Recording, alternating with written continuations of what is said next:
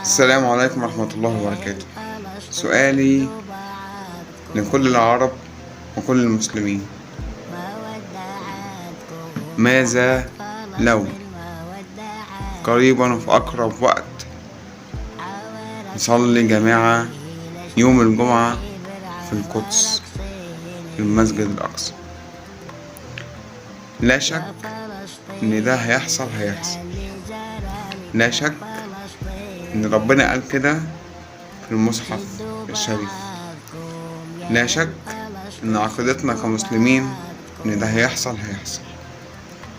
من باب الأمل في وسط عتمة وضلمة، في وسط رائحة الدماء منتشرة مع إخواتنا في القدس وفلسطين وغزة، في وسط عتمة على كل الشعب العربي، في وسط إيد متأيدة مش عارفة تعمل حاجة.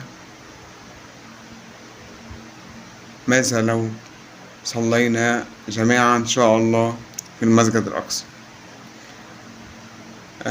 عاوزكم تدعوا لإخواتنا في فلسطين، ربنا ينصرهم ويسدد خطاهم ويكون معاهم ويرحم شهدائهم ويصبر أمهاتهم وينصر شعب فلسطين.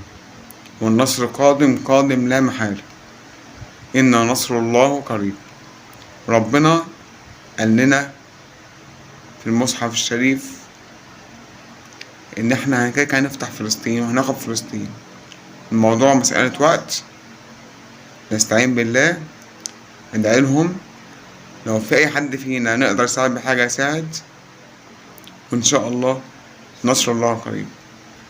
رحم الله شهداء فلسطين، رحم الله كل قلبها وجعها على ابنها، رحم الله أمهاتنا في فلسطين، رحم الله كل شهداء فلسطين، وكان الله في العون في شعب فلسطين.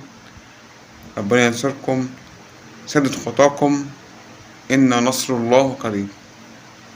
النهاردة من باب الحاجات اللي تفرح شوية إن فيها 20 شاحنة فيها أدوية وعلاج وأكل وشرب دخلت معبر رفح المصري لفلسطين، وإن شاء الله الباقي يخش على طول. إن هما شد حاجة للحاجات دي.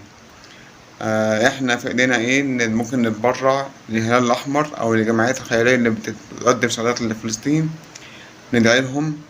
أهم حاجة الدعوات، وأهم حاجة من جواك يبقى في يقين إحنا هناخدها إن شاء الله خير.